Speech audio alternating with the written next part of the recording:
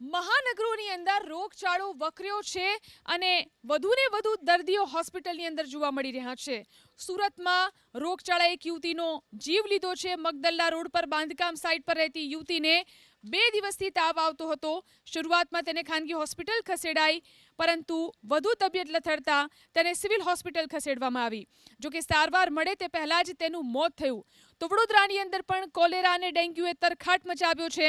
છેલ્લા 24 કલાકમાં 10 વર્ષીય એક બાળકને કોલેરા થયો તો 2 દર્દીને ડેન્ગ્યુ થયો.